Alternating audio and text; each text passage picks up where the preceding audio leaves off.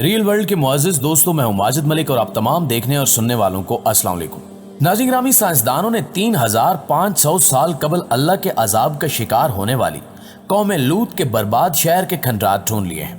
قوم لوط پر آنے والا عذاب کتنا شدید تھا اور اس سے کتنی تباہی ہوئی، آج ہم آپ کو حال ہی میں دریافت ہونے والے قدیم ترین شہر کے بارے میں عام حقائق بتائیں گے، لہٰذا اس قیمتی اور معلوماتی ویڈیو کو آخر تک ضرور دیکھیے گا۔ دوستو، اللہ کی جانب سے قوم لوط کی غلط کاریوں کی سزا کے بارے میں تمام آسمانی کتب اور بالخصوص قرآن کریم کے مبارک صفحات اس بدقسمت قوم کے تذکروں سے بھرے ہوئے ہیں، مگر یہ بات آج تک پردہ راز میں تھی کہ قوم لوط کا شہر کہاں تھا۔ امریکی محققین نے 10 سال کی مسلسل محنت شاقہ اور تحقیق کے بعد یہ دعویٰ کیا کہ انہیں 3500 سال قبل اللہ کے عذاب کا شکار ہونے والی قوم لوط کے برباد شہر کے کھنڈرات ملے ہیں۔ جیسا کہ آپ جانتے ہیں کہ قوم لوط کی نافرمانیوں اور ان کے نتیجے میں اللہ کی طرف سے نازل ہونے والے عذاب کی تفصیلات قرآن پاک کی 9 سورتوں میں مذکور ہیں۔ قرآن کریم کے علاوہ دیگر آسمانی کتب اور صحائف میں بھی قوم لوط کی تباہی کے تذکرے ملتے ہیں۔ قوم لوط کے مرد اپنی جنسی خواہش کی تکمیل کے لیے عورتوں کی بجائے مردوں کی طرف غیر فطری میلان رکھتے تھے۔ اس پر جلیل القدر پیغمبر حضرت لوط علیہ السلام نے اپنی قوم کو متنبہ کیا اور اللہ کی طرف سے سخت پکڑ کی وعید سنائی، مگر ان کی قوم نے بشمول ان کی بیوی کے ان کی بات ماننے سے انکار کر دیا۔ اللہ تعالیٰ نے اس قوم پر پتھروں کی بارش کر دی اور عذاب کے وقت صرف حضرت لوط اور ان کی اہلیہ کے سوا خاندان کے چند افراد اور کچھ رفقا ہی زندہ بچے، باقی سب اللہ کے عذاب کا شکار ہوئے۔ قرآن کریم کی سورہ عنکبوت کی آیت 35 میں اللہ تعالیٰ نے قوم لوط کی تباہی کی طرف اشارہ کرتے ہوئے بتایا ہے کہ قوم لوط پر عذاب نازل کیا گیا، مگر ان کے تباہ شدہ شہر کو آنے والے انسانوں کے لیے عبرت کے طور پر باقی رکھا۔ اللہ تعالیٰ فرماتا ہے، اور ہم نے اہل خرد کے لیے کچھ واضح نشانیاں باقی چھوڑی۔ قرآن کی وضاحت کے باوجود قوم لوط کے تباہ شدہ شہر کے بارے میں آج تک حضرت انسان کسی نتیجے تک نہیں پہنچ پایا، مگر حال ہی میں امریکی ماہرین ارضیات اور آثار قدیمہ نے 10 سال کی تحقیق اور جستجو کے بعد یہ دعویٰ کیا ہے کہ وہ اردن میں قوم لوط کے تباہ ہونے والے شہر کو دریافت کرنے میں کامیاب ہو گئے ہیں۔ قوم لوط کے تباہ شہر سدوم کے کھنڈرات تل الحمام کے مقام پر پائے گئے ہیں۔ امریکی تحقیقاتی مشن کے سربراہ پروفیسر سٹیون کولنز کا کہنا ہے کہ ان تحقیقات کا نتیجہ سامنے آیا تو وہ خود بھی حیران رہ گئے، کیونکہ سدوم شہر میں زندگی دفعتاً ختم ہو گئی تھی۔ ناظرین گرامی، امریکی ماہرین آثار قدیمہ کی ٹیم نے پروفیسر کولنز کی قیادت میں کئی سال جنوبی اردن کے کھنڈرات میں تحقیق کی۔ گزشتہ سال 28 ستمبر کو تحقیقی ٹیم کے سربراہ نے یہ دعویٰ کیا کہ وہ سدوم نامی شہر تک پہنچنے میں کامیاب ہو گئے ہیں۔ یہ شہر حضرت لوط علیہ السلام کی اللہ کے عذاب کا شکار ہونے والی قوم کا ہے۔ اس خبر کو بڑے پیمانے پر عرب اور مغربی ذرائع ابلاغ میں پذیرائی حاصل ہوئی۔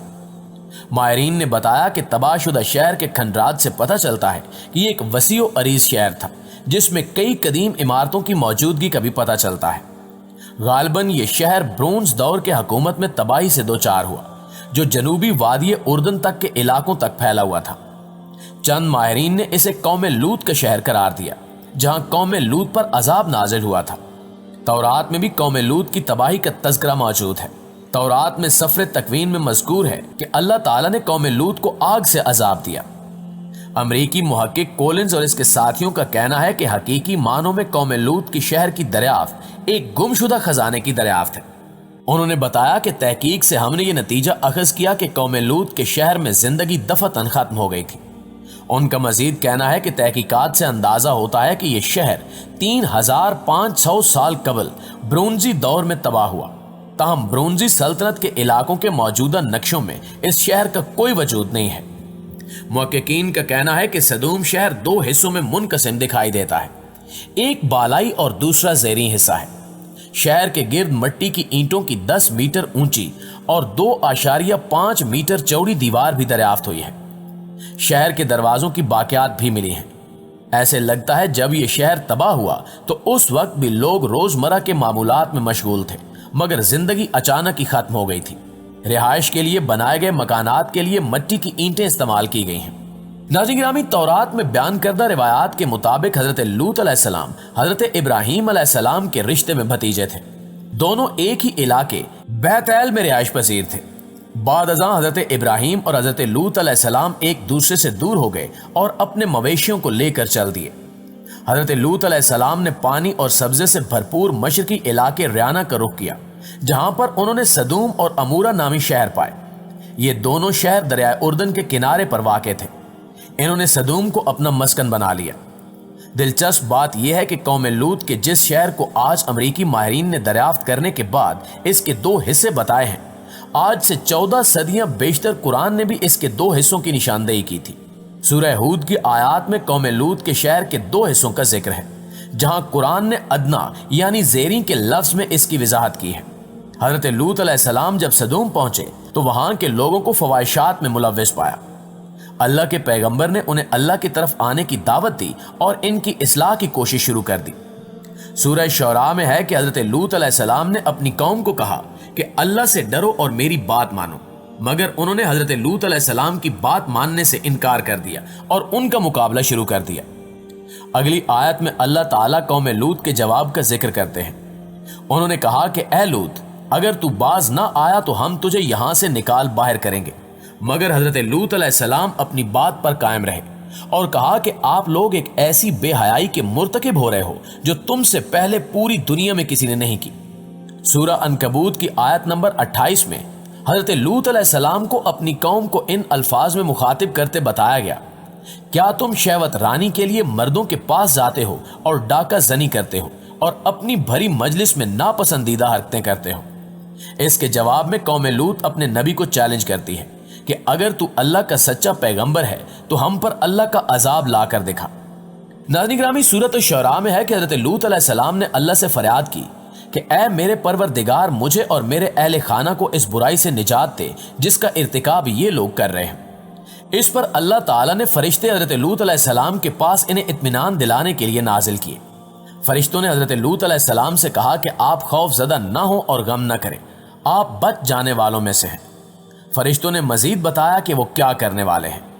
فرشتوں نے کہا کہ ہم اس بستی پر اس کے مکینوں کے فسق و فجور کے باعث آسمان سے مصیبت نازل کرنے والے ہیں۔ سورہ ہود میں ہے کہ پھر جب ہمارا عذاب کا حکم آیا تو ہم نے بستی کو تلپٹ کر کے رکھ دیا اور اس پر پکی مٹی کے پتھروں کی بارش کی جو تہ در تہ گرتے رہے۔ اس طرح سورہ الحجر میں ہے کہ پس انہیں طلوع آفتاب کے ساتھ ہی سخت کڑک نے پکڑ لیا، اور سورہ عنکبوت میں آیت نمبر 35 میں مذکور ہے، اور ہم نے اس شہر کی کچھ نشانیاں اہل خرد کے لیے باقی چھوڑ دی۔ تورات کی روایت کے مطابق قوم لوط پر آسمان سے آگ برسائی گئی، مگر قرآن کریم کی بیان کردہ روایات حالیہ تحقیق کے مطابق ہیں، کیونکہ اگر آگ کا عذاب نازل کیا گیا ہوتا تو اس شہر پر آج آگ کے آثار پائے جاتے۔ سورہ عنکبوت میں ہے کہ ایک پتھر یعنی سیارہ قوم لوط پر گرا۔ اس کے علاوہ بارش کے قطروں کی طرح اس پر پتھر برسائے گئے جنہوں نے بستی کے اوپر کو نیچے کر دیا۔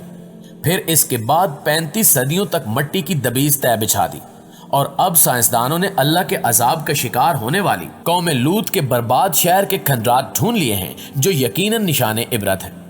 جی تو معزز دوستو، یہ تھی ہماری آج کی ویڈیو کیسی لگی کمنٹ کر کے ہمیں ضرور بتائیے گا۔ انشاءاللہ آپ سے ملاقات ہوتی ہے اگلی ویڈیو میں، تب تک اپنا خیال رکھیے۔ اللہ نگہبان۔